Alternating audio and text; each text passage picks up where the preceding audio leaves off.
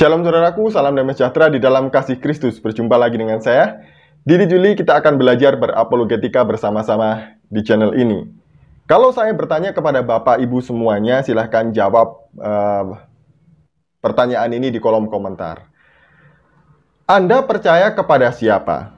Mengenai cerita atau kisah kemerdekaan bangsa Indonesia, bagaimana rakyat Indonesia berperang melawan penjajah, gitu ya, berjuang sampai merdeka. Anda percaya kepada saksi mata langsung, mereka yang hidup di zaman itu menyaksikan perjuangan itu, bahkan mereka juga ikut berjuang. Atau yang kedua, Anda percaya kepada anak yang masih kemarin sore, anak yang baru lahir, yang tidak tahu apa-apa mengenai kisah itu. Dan mereka ya ceritanya semaunya mereka sendiri. Anda kira-kira percaya kepada siapa? Kalau kita adalah orang yang waras, tentu percaya kepada saksi mata langsung. Meskipun saksi mata itu usianya sudah tua, mungkin 90-95 tahun.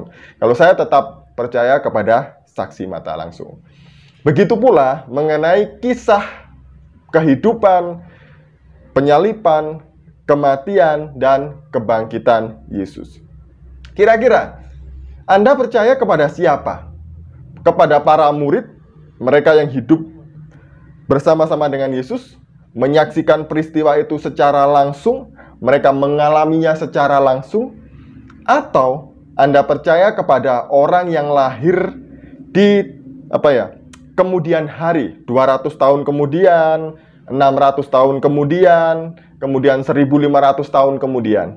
Anda kira-kira percaya kepada siapa? Sekali lagi, kalau kita ini adalah orang yang waras, tentu kita percaya kepada saksi mata langsung, yaitu para rasul, para murid-murid Yesus itu sendiri. Nah, mengenai kebangkitan Yesus yang tepat pada hari ini kita rayakan, semua orang Kristen merayakannya, ada banyak cerita mengenai kisah ini. Minimal ada dua lah ya. Jadi sesuai dengan judul video ini, Anda percaya yang mana? Percaya Yesus yang diangkat ke surga, naik ke langit ketujuh melalui jendela, atau percaya kepada Yesus yang lahir di abad pertama, naik ke surga, disaksikan oleh para murid.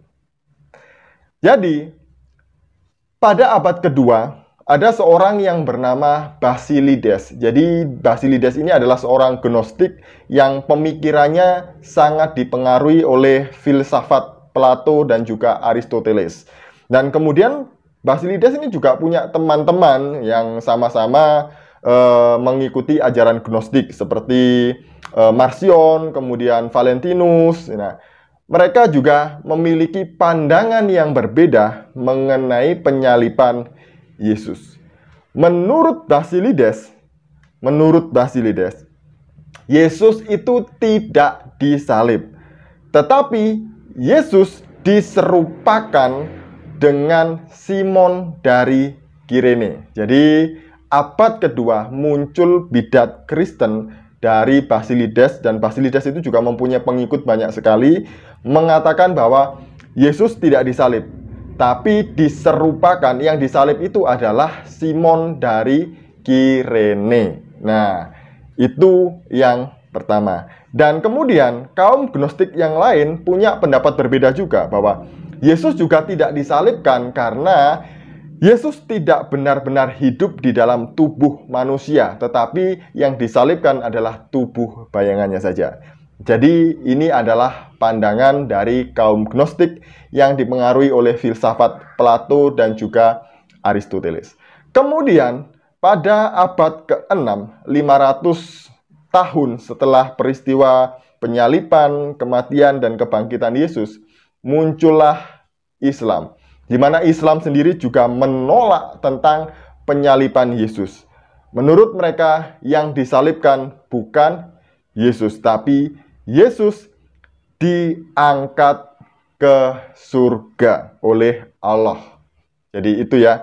Kemudian muncul lagi ada kitab yang digadang-gadang oleh Ahmad Didat dan muridnya Zakir Naik.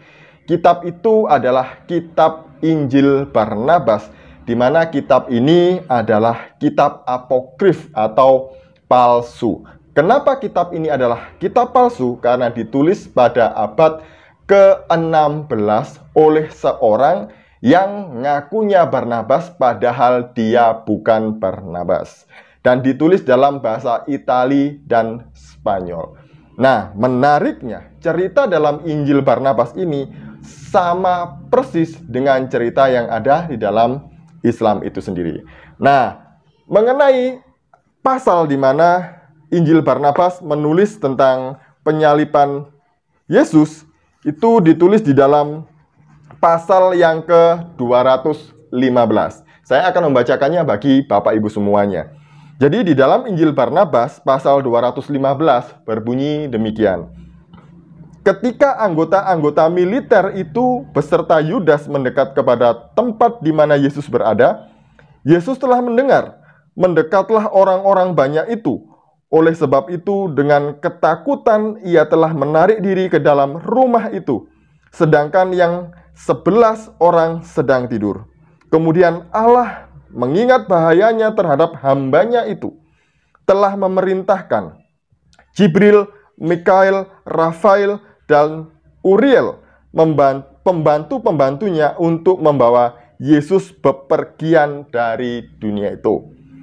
Para malaikat suci itu telah datang dan membawa Yesus bepergian melalui jendela yang menghadap ke arah selatan.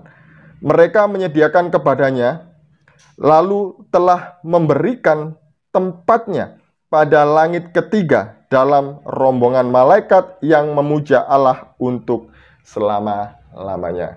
Jadi cerita ini berbeda dengan apa yang ditulis di dalam Alkitab, baik dari kelompok Basilides tadi itu yang menganut teori doketisme tadi di abad kedua, kemudian Islam di abad ke-6, kemudian Injil Barnabas di abad yang ke-16. Cerita ini ditulis jauh setelah kisah penyaliban, kematian, dan juga kenaikan Yesus. Jadi ditulis oleh orang-orang yang bukan saksi mata sendiri. Dan ini jelas-jelas bertentangan dengan kitab suci kita. Nah, Bapak Ibu Saudara semuanya yang terkasih dalam nama Tuhan kita Yesus Kristus, Alkitab dengan tegas mengatakan bahwa Yesus disalib, mati, dikuburkan, bangkit, dan naik ke surga. Nah, kemudian mereka nanti pasti akan ngomong seperti ini. Saudara-saudara kita Islam gitu ya, para Abdul gitu ngomong gini, itu karena Alkitab sudah dipalsukan gitu ya. Ya, mereka ini bisa menunjukkan membuktikan Al-Qur'an asli itu kalau menuduh Alkitab palsu. Jadi seperti itu ya. Harus ada yang dipalsukan supaya Al-Qur'an asli. Ya, itu yang satu-satunya cara ampuh yang mereka miliki untuk membuktikan keaslian Al-Qur'an.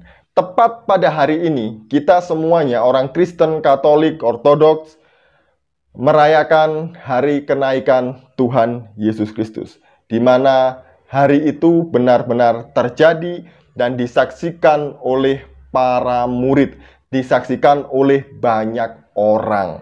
Jadi kesaksian itu dianggap sah bila disaksikan oleh 2 orang lebih.